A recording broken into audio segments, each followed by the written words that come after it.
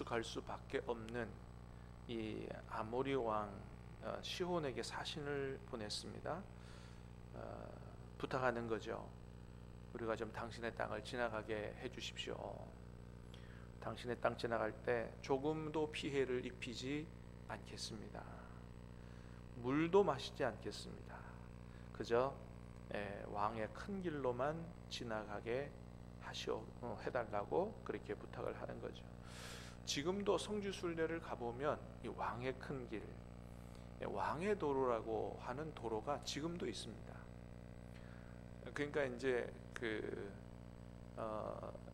기회가 돼서 성지순례를 가보면 성경의 기록이 이게 실제로 그 땅에서 일어난, 그 현장에서 일어난 일이라고 하는 것을 다 실감을 하게 돼요.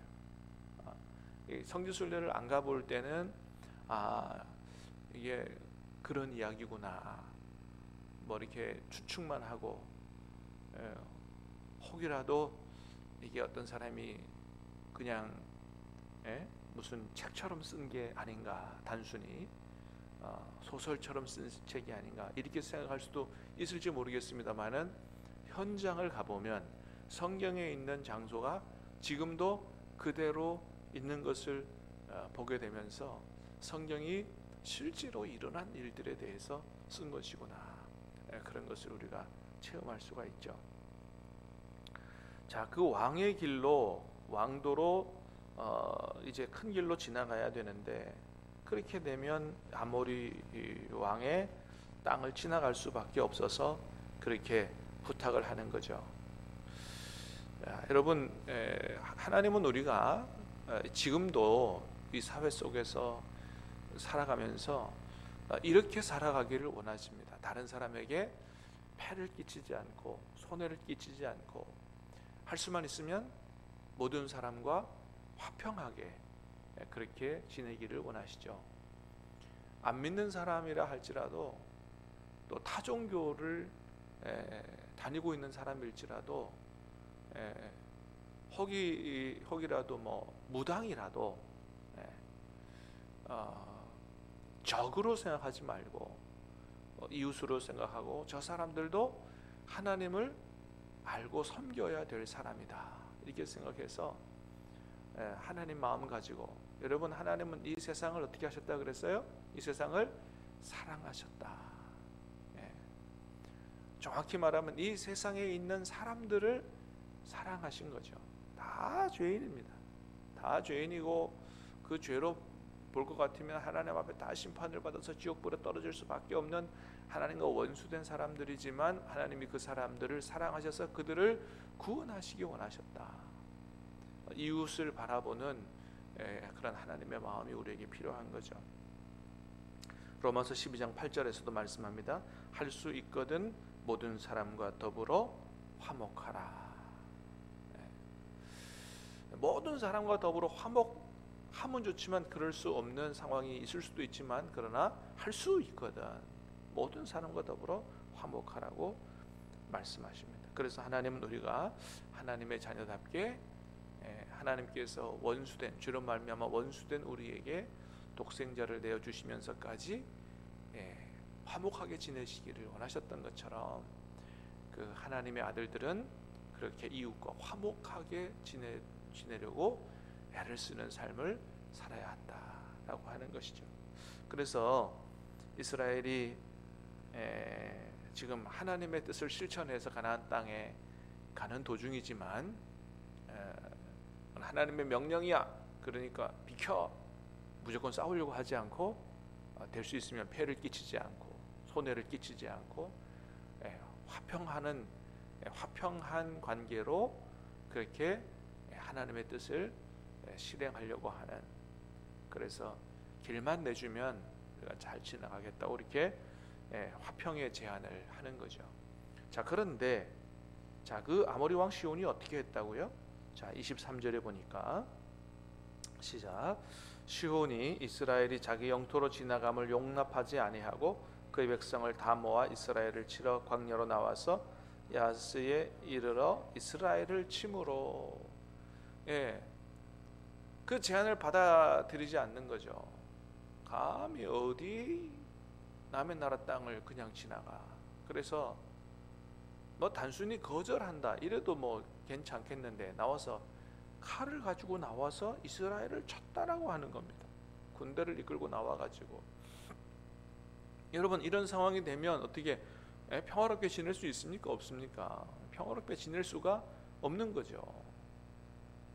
그럴 때는 어쩔 수 없이 싸울 수밖에 없는데, 자, 이런 상황에서는 어떻게 하신다고요? 하나님이 친히 도와주셔서 승리하게 하신다. 그러니까 먼저 싸우려고 하지 말고 불가피하게 싸움을 할 수밖에 없을 때는 하나님께서 하나님의 백성들을 도와주신다라고 하는 거죠. 바산 왕 옥과도 마찬가지예요. 그래서 시온 왕 아모리 왕 시온 왕을 물리치고 다시 북진해서, 그래서 이제 가나안 땅을 가는데 바산이라고 하는 땅, 그 나라의 옥이라고 하는 왕을 만났습니다. 마찬가지로 평화를 제안하고 그런데 도움을 주지 않고 마찬가지로 싸우러 나왔다. 군대를 이끌고 싸우러 나왔다 그랬어요. 자, 그때 하나님께서 뭐라고 말씀하세요? 34절입니다. 34절 시작. 여호와께서 모세에게 이르시되 그를 두려워하지 말라. 내가 그와 그의 백성과 그의 땅을 내 손에 넘겼나니 너는 헤스본에 거주하던 아모리 왕 시온에게 행한 것 같이 그에게도 행할지니라. 자, 말씀하십니다. 두려워하지 말라. 아마도 그 아모리 왕 시온보다도 이 바산 왕 옥이 더 큰 군대를 가졌던 것 같아요. 두려워할 만한 상황이 나타났기 때문에 하나님 말씀하시는 거죠. 두려워하지 마라. 내가 그와 그의 백성과 온 땅을 내 손에 넘겼다. 그렇게 말씀을 하십니다. 자, 그래서 결국은 어떻게 됐어요? 하나님 말씀대로 두려워하지 않고 말씀에 순종해 싸웠더니 하나님의 큰 승리를 얻게 하셨다라고 하는 것이죠. 여러분, 우리는 여기서 두 가지 교훈을 얻게 됩니다. 첫 번째는 뭐냐 하면 하나님의 뜻에 순종하여 가는 길에 큰 어려움을 만날지라도 두려워하지 말라라고 하는 거예요. 왜요? 하나님이 친히 함께 하시고 하나님이 도와주실 것이기 때문에. 할렐루야.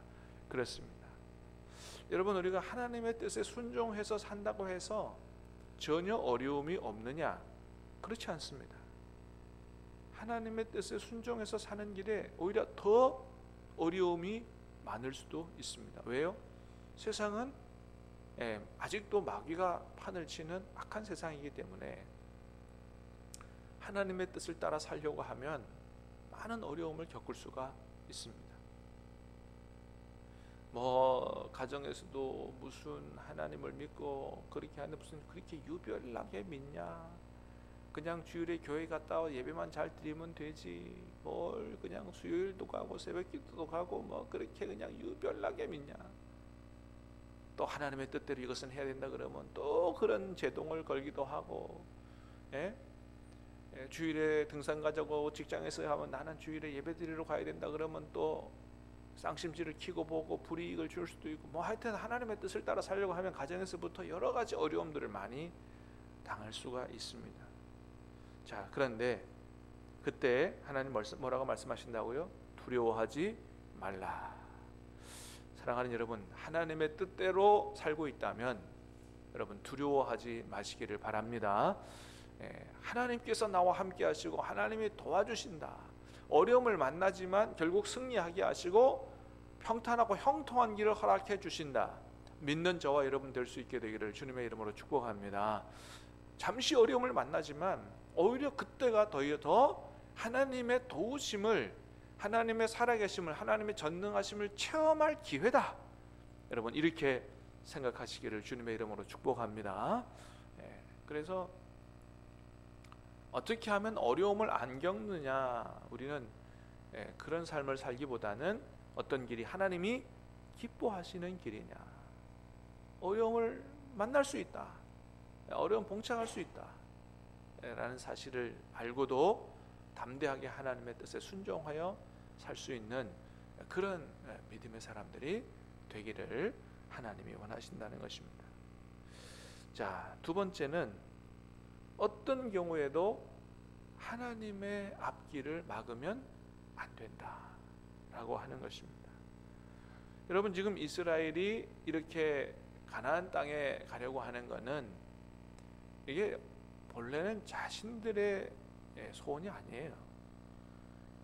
가나안 땅에 가는 것은 누구의 뜻이에요? 하나님의 뜻이에요. 하나님의 뜻에 순종해서 가는 거거든요. 하나님은 이스라엘 백성들을 가나안 땅에다 데려다 놓고, 여러분, 가나안 땅은 땅 자체는 애굽에서 노예로 살던 땅보다 좋은 땅이 아닙니다. 애굽 땅은요, 4대 세계사에서 보면 4대 문명 중 하나인 이집트 문명이 발생한 그런 장소예요. 나일강이 얼마나 그 애굽 땅을 풍성하게 하고 비옥하게 했는지 모릅니다. 그래서 땅 자체는, 환경 자체는 애굽 땅이 훨씬 좋아요. 그러면 하나님께서, 전능하신 하나님이 아까 지금 바로의 그 군대가 상대가 되겠어요? 그냥 땅을 주시려면 그 땅을 주시지. 그냥 바로를 다 물리치고 그 땅에서 그냥 이스라엘 백성들이 그 땅에서 살게 하시면 제일 좋잖아요. 근데 하나님이 그렇게 물질적으로 가장 환경이 좋은 땅을 허락하지 않으시고, 그 불러다가 꺼내가지고 광야 지나면서 고생하게 하고, 그리고 가나안 땅, 그것도 비어있는 땅도 아니고 거기를 주시려고 그렇게 하셨다는 거죠. 이유가 있습니다. 왜냐하면 그 가나안 땅은 농사 짓기가 쉽지가 않은 땅이에요. 적당한 때에 적당한 양의 하나님이 비를 주시지 않으면 먹고 살기 힘든 땅입니다. 왜 하나님이 적당한 때와 적당한 양의 비를 허락해 주셔야만 농사가 잘 되는 그런 땅을 허락해 주셨느냐? 첫 번째 뭐예요? 누구만 바라보고 하나님의 바라보고 살라는 거예요? 하나님만 바라보고 믿음으로 살라는 겁니다. 하나님 말씀에 순종하고 살라는 거예요. 그러면 적당한 때에 이른 비와 늦은 비를 적당하게 줄 거라고 말씀하신 거예요. 그러니까 먼저 하나님이 주시고자 하시는 축복은 뭐예요? 영혼이 잘됨 같이 범사가 잘 되는 복을 받기를 원하시는 것입니다. 먼저는 믿음으로 세워져라. 그러면 환경적인 축복도 허락해 주겠다는 거예요. 그래야만 하나님을 안 잃어버리고 물질의 노예가 되지 않고, 그래서 영육의 축복을 받고 온 세상을 향하여 축복의 통로가 되는 제사장 나라로서의 삶을 살아갈 수가 있기 때문에, 믿음이 세워지지 않고 많은 물질의 축복을 주면 어떻게 돼요? 하나님이 원하시는 것과는 정반대가 되죠. 하나님을 잃어버리고 그냥 물질만, 좋은 환경만 붙들고 그냥 그렇게 살게 되는 것이죠. 그러면 이 세상에 하나님의 나라를 이루고 많은 사람들, 열방을 구원하고자 하는 하나님의 뜻을 이룰 수가 없기 때문에 조금 척박하고 어려운 땅, 그러나 세초부터 새말까지 하나님이 항상 돌보시는 땅, 그래서 젖과 꿀이 흐르는 땅, 그런 땅에다가 데려다 놓으신 거죠. 하나님이 사랑하는 백성들은 항상 하나님이 그렇게 하시는 것 같아요. 뭐냐 하면 우리 마음대로 못 살도록 하세요. 멱살을 꽉 붙들고 계세요. 너는 도망 못 간다. 너는 내 손 안에 있어.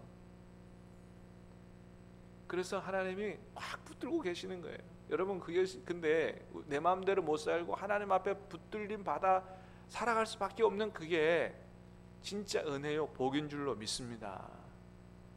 그렇게 살아야 된다는 거예요. 자, 그래서 하나님의 뜻을 따라서 가는데 아모리 왕 시온과 바산 왕 옥이 나와서 그 길을 막은 겁니다. 하나님의 길을 막은 사람들 결국 어떻게 된 거예요? 다 멸망할 수밖에 없다고 오늘 본문에서 말씀해 주는 거예요. 그래서 여러분, 우리가 어떤 일이 있어도 하나님의 뜻을 분별하고 살아야 된다. 하나님의 뜻을 분별하지 못하고 그 길을 방해하고 그 길을 가로막고 절대 이렇게 돼서는 안 된다는 겁니다. 사랑하는 여러분, 저와 여러분들이 늘 성령으로 충만함으로 말미암아 하나님의 뜻을, 하나님의 길을 잘 분별할 수 있기를 주님의 이름으로 축복합니다. 여러분 베드로도요, 잘 주님 따라가다가 주님의 앞길을 막을 뻔한 일이 있었어요. 주님께서 내가 앞으로는 예루살렘에서 이제 대제사장들과 장로들과 서기관들에게 붙잡힌 바 되고 십자가에 죽고 3일 만에 3일 살아나게 될 거다, 이런 그 고난에 대한 예고를 하셨을 때 베드로가 막 가로서면서 그랬어요. 주님, 절대로 이 일이 주님 앞에 일어나서는 안 됩니다. 십자가에 어떻게 주님이 십자가에 죽으신단 말입니까? 절대로 안 됩니다. 막 주님을 사랑하는 것처럼 그렇게 했지만 그것이 바로 하나님의 일을 가로막은 거죠. 그래서 그때 예수님 뭐라고 말씀하세요? 사탄아, 내 뒤로 물러가라. 엄청난 책망을 드려요. 사탄아, 내 뒤로 물러가라. 내가 하나님의 일을 생각하지 않고 도리어 사람의 일을 생각한다. 인간적으로는 예수님을 위하는 것 같고 막 그런 생각으로 했지만 하나님의 뜻이 아니었다는 것입니다. 그래서 하나님의 뜻이 무엇인지를 잘 분별하는 그런 지혜와 그런 분별력, 영적 분별력이 우리에게 있어야 한다는 것입니다. 하나님께서 항상 저와 여러분에게 그런 영적 분별력을 주시기를 주님의 이름으로 축복합니다. 그래서 그 하나님 뜻을 분별하고 거기에 순종하고 거기에 협력하고 그렇게 살아야지 하나님의 일을 방해하고 가로막고 그래서는 절대 안 된다. 성령에 충만하지 못하면 우리가 그렇게 될 위험이 있다고 얼마든지 베드로가 잘 보여주고 있는 것입니다. 그래서 우리가 교회에서 신앙생활 할 때 때로는 어떤 일에 대해서 의견이 분분할 수 있어요.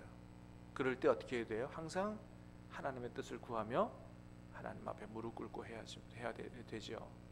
어느 쪽에 사람이 많으냐, 어느 쪽이 힘이 세냐, 이런 거 보고 분별하면 안 된다라고 하는 것이죠.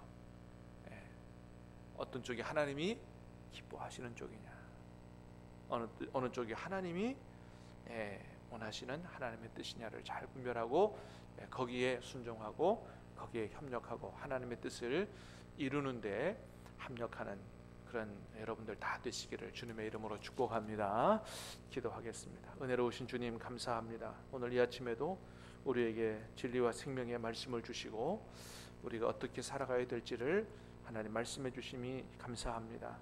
아버지 하나님, 말씀하신 대로 우리가 할 수만 있으면 모든 사람과 더불어 화평한 삶을 살아갈 수 있도록 주님 도와 주시옵소서. 세상 사람들을 또 타종교 사람들을 설사 무당이라 할지라도 하나님, 하나님의 넓은 마음 주셔서 그 모든 사람들이 다 하나님께로 돌아와 하나님을 함께 믿을 사람이라는 생각을 가지고 하나님, 모든 사람과 화목하고 이웃을 사랑하는 삶을 살아갈 수 있도록 도와 주시옵소서. 하나님의 뜻에 순종하는 삶을 살게 해주시고 하나님 뜻에 순종하다 큰 어려움을 만날지라도 두려워하지 말게 하시고 오히려 하나님을 바라보고 하나님이 주시는 큰 승리의 복을 누리는 우리 모든 신암교회 가족들이 될 수 있도록 은혜를 내려 주시옵소서. 이 아침에도 성령의 충만함으로 축복해 주시옵기를 원하옵고 예수님 이름으로 기도하옵나이다. 아멘. 하늘의